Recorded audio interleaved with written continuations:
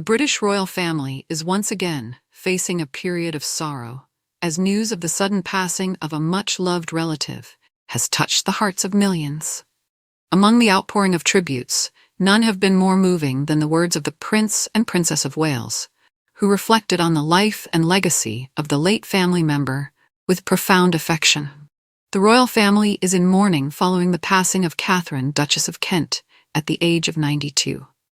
Their message, released through Kensington Palace, brought tears to fans around the world, highlighting not only the depth of personal grief within the royal household, but also the enduring traditions of remembrance that have long defined the monarchy. In their emotional statement, Princess Catherine and Prince William expressed their deepest condolences to the bereaved family, recalling the kindness, warmth, and tireless dedication of the late Duchess of Kent. The King and Queen praised the Duchess for her lifelong devotion to charitable organizations, her love of music, and her empathy for young people. They spoke of her as a woman who never sought the spotlight, but whose presence left a lasting impact on those she served. Prince William and Princess Catherine echoed this sentiment in their personal tribute shared on Kensington Palace's social media accounts. Our thoughts today are with the Duke of Kent and his family, particularly George, Helen, and Nicholas, the statement read. The Duchess worked tirelessly to help others and supported many causes, including through her love of music. She will be a much-missed member of the family. For Catherine and William, whose own royal path has been built upon service and a deep sense of duty, the tribute reflected not just a familial bond, but also a recognition of the timeless values that guide the monarchy. The royal family has long upheld deeply symbolic traditions in times of mourning. From funeral services steeped in centuries-old rituals to quiet family gatherings that offer solace behind palace walls. In the days following the announcement, flags were lowered to half-mast, a gesture of collective grief that reminded the public of the enduring bond between the crown and the people.